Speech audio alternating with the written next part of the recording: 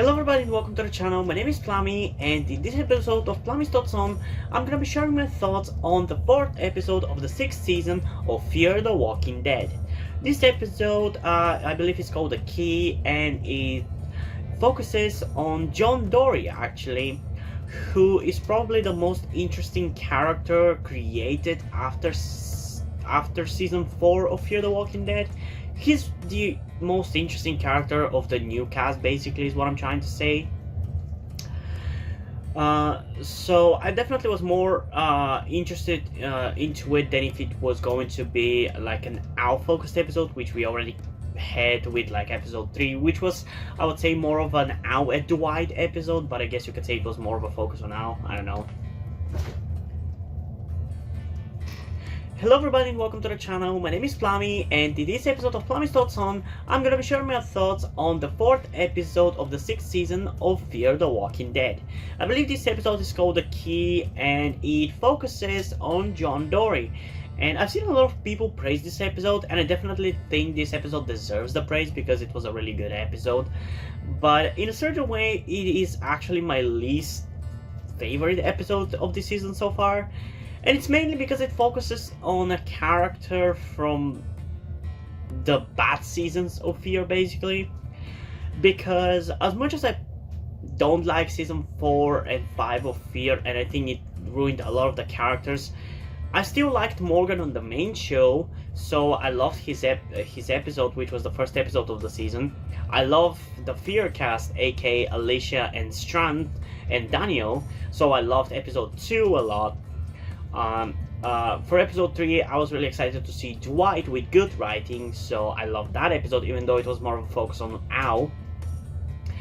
And for this episode, the focus was on John Dory, so while I still think it's a good episode and I enjoyed it a lot, it just doesn't hit the same way the other episode, and it is pretty much because this episode focuses on a character that has no story before the bad season of Fear. It basically was created during those bad seasons, so a certain badness still lingers because it's in the character itself. It's kind of the same thing with Al. Like, if the episode which was supposedly focused on her, episode 3, was genuinely only her in that episode without Dwight, I probably wouldn't have enjoyed it as much because she's even less interesting than John Dory.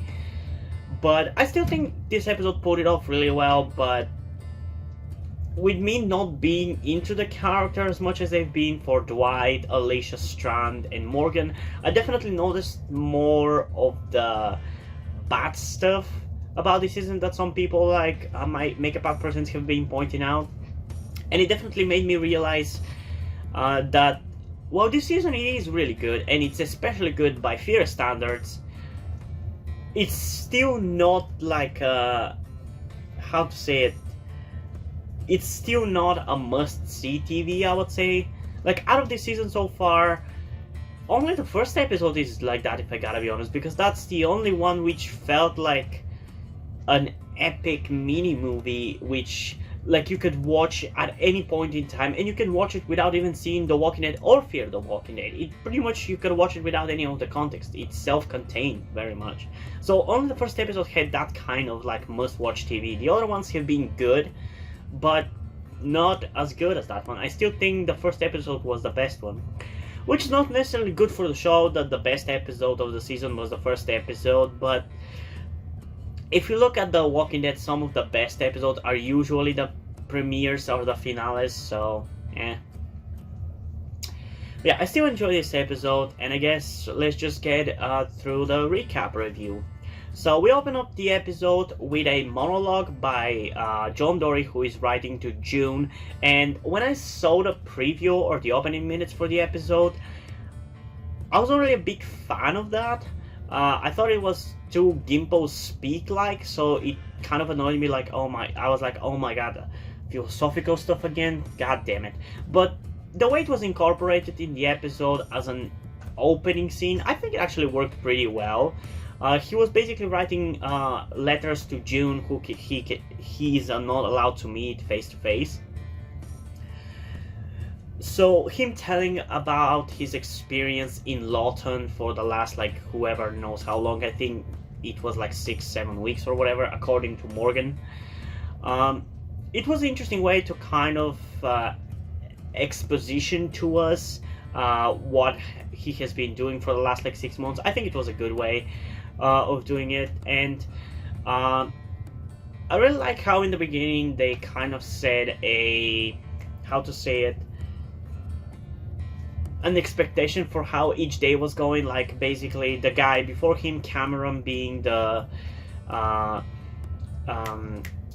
guy who is also a policeman, for lack of a better word, of Lawton, and that every time John goes to replace him, he's there, but then in the opening of the episode he's actually not there, and then he goes to look for him, and it turns out he is dead behind his house, getting eaten by zombies at the fence. It's an actually pretty solid way to open up the episode, and I enjoy that. Then after that we have the characters, everybody finding out that he's dead, and John thinking that it was not an accident, that somebody actually killed him, but he doesn't have any proof for that. It's just his instinct, which is fine way to incorporate one of the traits of his character, basically him being an ex-cop, which he's actually surprisingly he's pretty similar to Rick, but he's also kind of different.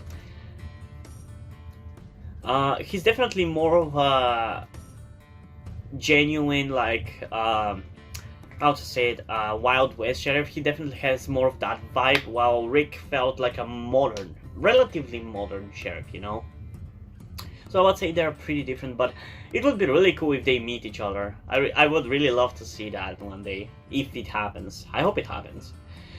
But then Virginia believes that Cameron's death is just an accident because he was drinking too much or whatever. So she kind of stops Dory from investigating, which is kind of a little suspicious. You can definitely feel that it's a little suspicious, because you would assume as a leader she would want to at the very least investigate it, you know, because even if it is genuinely like that, it doesn't hurt anybody to investigate. But she doesn't want that, and despite that, John decides to investigate on his own. And here is something that bothered me a little bit, which is the fact that he finds an earring, but I feel like he finds it way too fast. Like, cool, have him investigate and look for stuff, even though why would there be anything there at the first place? But okay, I can buy it, he's gonna look for stuff. But then in like, looking for like 10 seconds he finds a fucking earring. Are you kidding me? That kind of broke my immersion a little bit, but it's a nitpick, so it doesn't bother me too much. So he then takes the earring to Virginia and shows it to her, and again she kind of shuts him down about the fact that it was an accident and that he shouldn't be investigating that. And she says that it doesn't matter what. She says that as long as the people feel they're safe, it's okay. But then John tells her that people thinking they're safe is good, but actually making them safe is better. I actually like this line, because even though he doesn't necessarily like the fact, and he even says it in the opening narration, that even though he doesn't like the fact of how Lawton is run, he's still committed to trying to make it work, you know? And that definitely fits for his character. I personally was hoping that maybe they were gonna go for a darker direction with his character, because the old Fear character were back to being more ruthless, like we saw with Strand. But I guess they're still trying to keep them for who they are, but making them a little bit more interesting, you know. And I think they actually did a very solid job by keeping the characters who they are, but still making them interesting and conflicting with other characters. I think that's actually pretty cool. So he continues to ask around whether anybody knows about the earring. He asks Janice, who is one of the women that we saw in episode 2, at the place with like the prisoners. I actually didn't know who she is, mainly because I didn't watch season 5. So if you did watch season 5, you probably would know her. But it was instantly suspicious that she was involved with it because of the way she acted. So it's a little bit weird that John didn't really catch on that. Like he didn't realize that. But still, that is fine.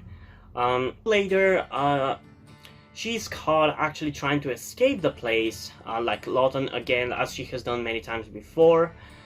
And she's caught right at the fence and pretty much set up by Virginia to look like she is the one who killed Cameron, because Virginia pulls out another earring out of Janice's bag. But I think that is very obviously a setup, because why the fuck would she have the other earring there? Why wouldn't she throw it out? It's literally this big, it could easily be not seen. So that's fucking stupid. So it's very obviously a setup, but we still don't know who killed Cameron, and we actually don't really ever find out even by the end of the episode. And I actually kind of like that, even though the focus of, like, this is kind of like a mystery episode, like that's the mystery of the episode. It's not the focus, like the episode is not about who killed Cameron, but it's about what the death of Cameron is creating in this place. So Virginia jails Janice, and she is actually gonna kill her in an execution style that she has seen in the previous community that she was at, where people tied up somebody to a tree and blasted music for the walkers to get attracted by and to eat her up. So because John doesn't believe that she's the one who did it, he continues to investigate, and during the night he decides to dig out Cameron's body to see whether there are any traces of anything.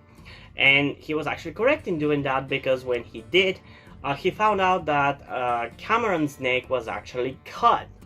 And at first it wasn't obvious because a lot of the walkers had bit him there, but that was very obvious at that point. Although for me, it doesn't really make sense why he wouldn't have noticed that earlier when he was at the fence. And why wouldn't he think that it is because of the fence? Because the way he was stuck at the fence, it was very much, I think, against his throat. So why wouldn't he cut his throat at the fence? Like, that doesn't make sense. Why would somebody need a knife? So yeah, I don't know where that knife thing comes from. But yeah. So he then goes to the place where they get their weapons from to investigate who took the knife, but the pages are gone and he still doesn't find out. But also Strand shows up because now he is a big important person in the community, so he has some privileges, which is what allows John to get into the place where they can look at the armory, basically. And Strand definitely makes it suspicious about whether he did it or not, but I think it wasn't him because he wasn't there at that point. He only showed on the day after that. But I gotta say, it was really cool to see him, especially because for the first 3 episodes and before the beginning of the season, the showrunners had said that for this season it was going to be an anthology series where it was mainly going to be bottle episodes. But as we've seen with this episode and the episode after that, which I can't wait to talk about because I really enjoyed that one, it is kind of bottle episodes. Like, there's definitely characters which the episode focuses on, and it is more self-contained than your usual episode. It still includes characters from other episodes, because in this episode we see Strand, we see Janice, we see Virginia. It's not just an episode focused on John Dory, you know. And similar in the next episode, which is going to focus on Dwight and Sherry. There's other characters that get into it as well, but I'm going to talk about in the next video. So where was I? So yeah, he investigated the body. He found that his throat was cut by a knife. He looked at who took the knife, but the pages were cut, so he doesn't know. and Strand convinces him to not do that. And then for some reason, I think because Strand talked Janice into doing it, she admits that she has killed him, even though she definitely hasn't. It's very obvious. But at that point, Janice has kind of given up on life. She's pretty much suicidal because her brother, who has died, who was some guy in season 5. And her boyfriend, which was Cameron, because apparently they were together because they both didn't like Virginia's place, but there's nothing they could do, and they were planning to run away, which is when Cameron died. Because he's dead, she doesn't feel like there's anything to live for. She admits that she did it. So at that point, there's not much John that can do.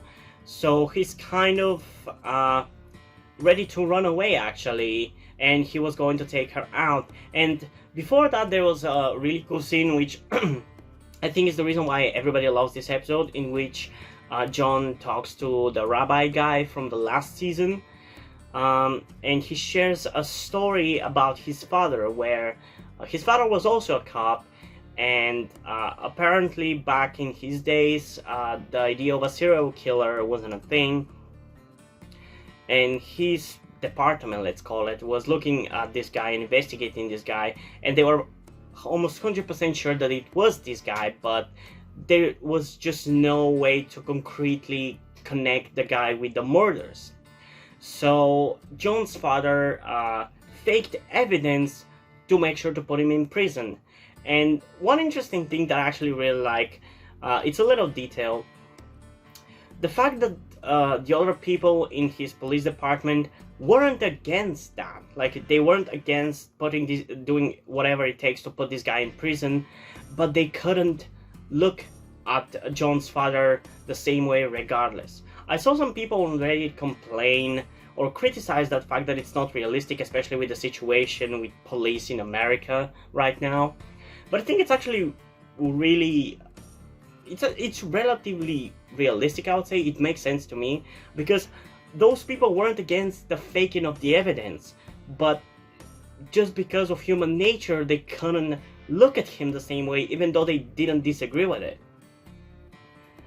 And I think that actually has a lot of depth to it, this kind of thing, because if they were 100% against it, it would be cartoonishly good. If they were 100% for it and they didn't feel different about it afterwards, it would be cartoonishly evil. So I feel like this kind of middle ground is actually very realistic. But I don't know. So this kind of mirrors his thing in this episode, where he can he can do a bad thing by letting Janice be killed, and everybody will feel safer because they will think that because they think Janice is the killer. So if you take her out, they won't be worried about a killer running amok. But his relatives and friends wouldn't be able to look at him the same way. So it's an interesting parallel. I love how more sophisticated and in-depth this show has become this season. There's a lot of things like that in the last few episodes, as I've talked about, and in this episode as well. Yeah, there's a lot of parallels. There was also the parallel with his tooth, which is a little bit canon breaking, if you ask me, the fact that he has a rotten tooth, because considering the shit the people on the main show have been through, I'm surprised more of them don't have rotten tooth, especially 10 years in the zombie apocalypse, because Fear the Walking Dead is only about 3 years in the zombie apocalypse, so the main show is 10 years in, and still everybody has completely white teeth. Yeah, I don't buy that. Still doesn't bother me too much, like it's a nitpick, but it's a thing. I just feel like it's a little bit groundbreaking when something like this, which should have been acknowledged from the beginning, because in the real world it would be acknowledged from the beginning, it's not. And then when all of a sudden they decide to acknowledge it, it's like, why didn't you acknowledge it for all those years before? Yeah, the parallel was that his tooth, which in the beginning was rotten, then at the end of the episode he takes it out, but I'm not exactly sure what exactly it's a parallel to. Is it the goodness in John's heart, where, because by the end of the episode he isn't able to save Janice, so by taking the tooth out, he's taking the good side of him out? I'm not sure. I feel like that might be it, but who knows. So yeah, he's planning to escape with Janice, but as he goes to get her out of the prison cell, she's not there. And he goes outside following the music, and this honestly actually hit me much harder than it probably was going to otherwise, because right before watching the episode I actually went to the subreddit, I think it's called Morbid Reality, and there was a lot of bad shit there that kind of made me depressed to be a human being. But seeing in this scene, seeing somebody who didn't commit a crime get killed this way, which was basically getting eaten by zombies and split apart, and then we saw her dragging across the ground, it just fucking broke my heart.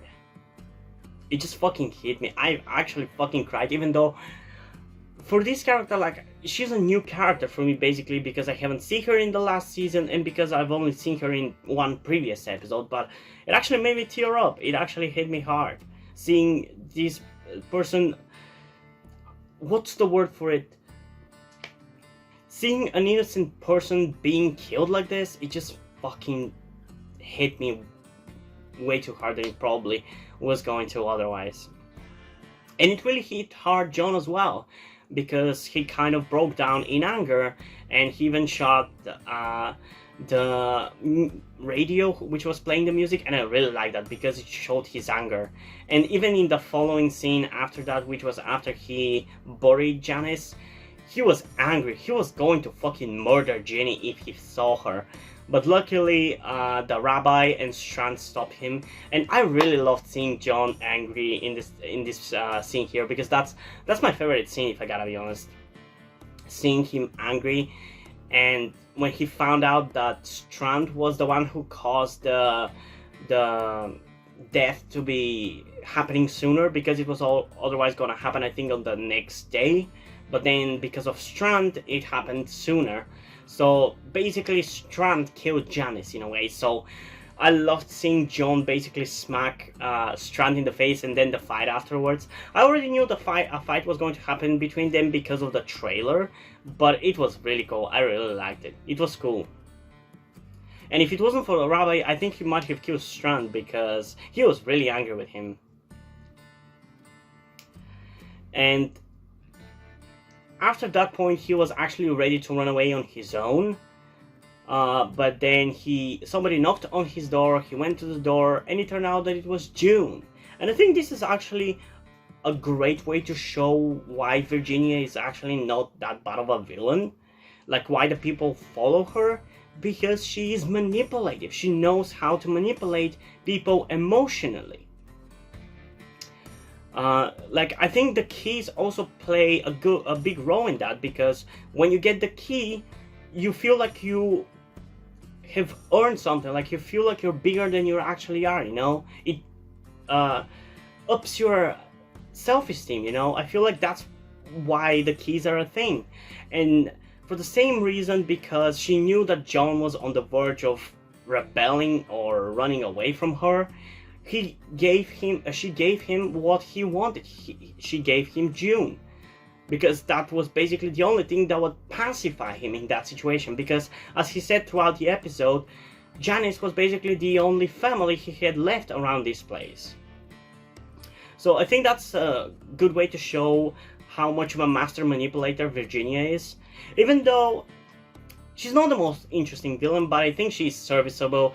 And considering we have the end of the end is the beginning guys, I don't think she's even intended to be the villain necessarily. I think Fear the Walking Dead Season 6 is kind of going back to what we had with like Season 1, Season 2, and Season 3, where there isn't necessarily a clear good guys and a clear bad guys. Like, there's more of a gray area, you know? And especially as we're gonna see when I review the next episode, which is gonna be right after this video, there's a lot of groups and a lot of gray areas, and I really like it personally. Uh, oh yeah, I almost forgot. The scene with Morgan and the end of the beginning, guys. I thought this scene was actually going to be in the third episode, not in the fourth one, but still, I really enjoyed it. So we have Morgan driving down with Rufus, who he has taken because he wants to use him to find Grace, who is his love interest now. And right as they're driving down the road, out of nowhere, he gets fucking in a car crash with and is the beginning guys. And I honestly really like the car crash because I feel like it was 100% practical effects. And I really love how they shot it. Like, it felt like a real car crash. Like, I really liked it. I felt the punch when he was hit, you know? I really liked it. And it surprised me because I did not expect it at all. So he gets out of the car, and this is probably my favorite line of the episode. But he asks them, was it intentional? Because this is a good time to say sorry. And that was a fucking badass line. Like, the dialogue this season is fucking on point. Like, for me, plot can be bad, whatever, everything else can be bad. But if the dialogue sucks, I would hate it. Like, the dialogue to me is the most important thing, and you can even see that in my own writing, like my story Dead Inside, which I'm kind of thinking it like a combination between a comic book and a TV show script. That's kind of how I'm visualizing, because I basically create an episode, for lack of a better term, and I write a story around it, you know, and because I don't have a visual way to show what's happening in the episode, in the story, I tend to focus a lot on the dialogue, and that's why I love dialogue the most. And I love how much this season has been focusing on the dialogue. Like, there's some weak parts of the episode, there's still some weird gimpiness to it, but the dialogue being improved so much, it just makes it so much better. So yeah, he asks them that, and they are looking for Emil because, as we saw in the ending of the first episode, they were waiting for the key that Emil had. And they get ready to attack Morgan, but he, like a fucking badass, fucking kills them both. I really did not expect him to fucking stab the less important guy with the accent, pretty much spill his guts down. That was really fucking gruesome. I did not expect the gruesomeness. The gore this season as well has been so fucking good.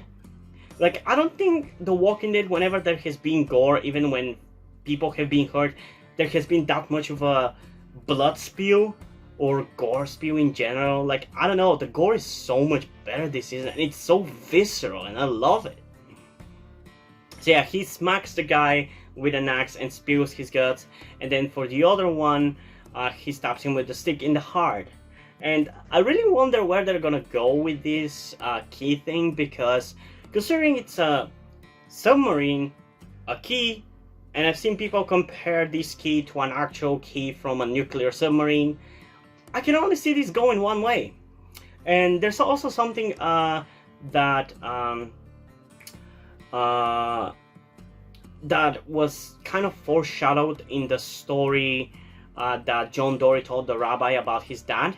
I think they said that this guy was kind of like a cult leader or whatever.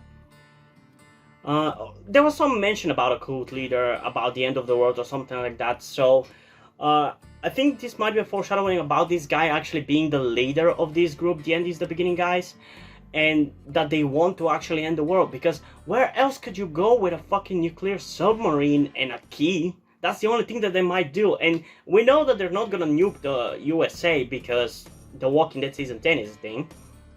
But who knows? I'm actually really excited about that.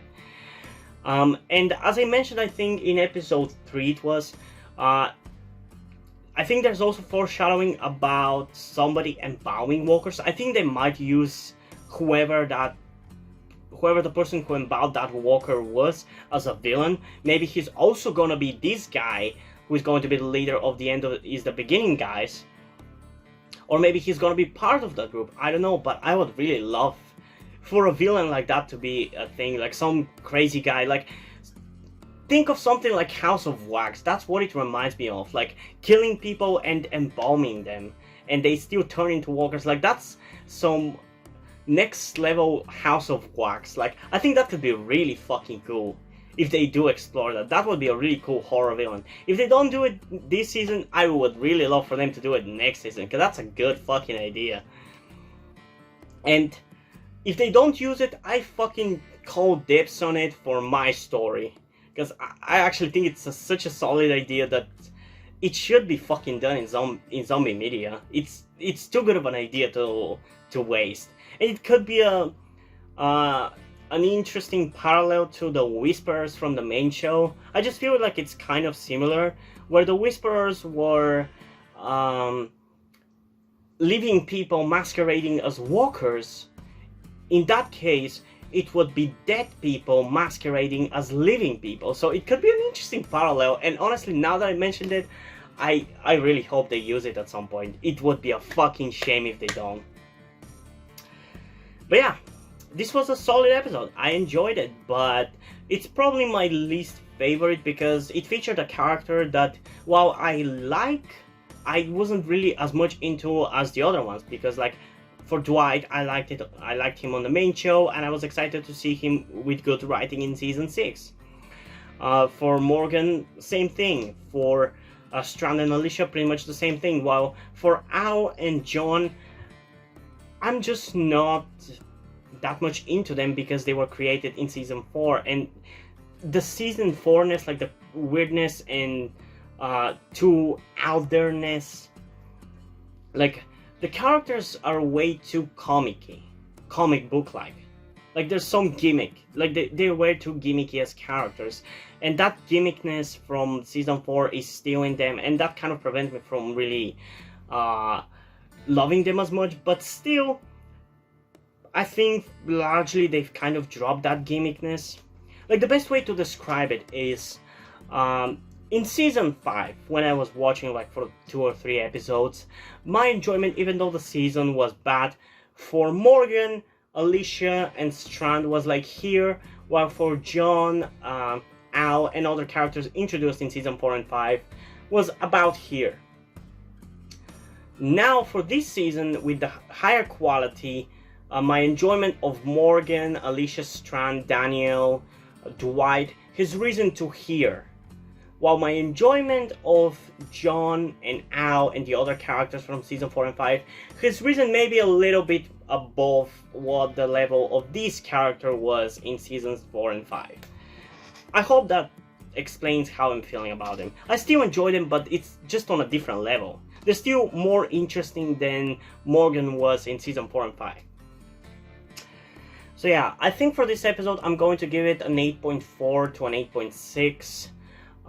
But I would say it's more closer to an 8.4 for me. I enjoyed it, as I said many times already, but I definitely enjoyed the other ones more. I find them more exciting. This one, the fact that it focused on a character from season 4 almost solely, it just wasn't enough for me. But it was still a good episode. So yeah, I can't wait to talk about the next episode, which I just saw a few hours ago, which is probably why my review of that episode is probably going to be the best out of the 4 reviews I'm doing now. But yeah, hope you guys enjoyed this video. If you did, leave a like, subscribe. Also, check out the link in the description to my Twitter if you want to follow me there, and to my Wattpad where I post my stories, because in addition to doing all these videos on my channel, I'm also a writer. And if you end up enjoying my stories, or you simply enjoy my videos, you can head over to Patreon where you can pledge your support and help keep the channel going and help support me so I can keep writing the stories you enjoy. And additionally, if you don't want to do it, that's completely fine. You can still help me out in other ways, like liking this video, subscribing, and especially sharing this video with somebody who you think might enjoy it. And I think that's pretty much it for this video, so hopefully I'm gonna see you in the next one.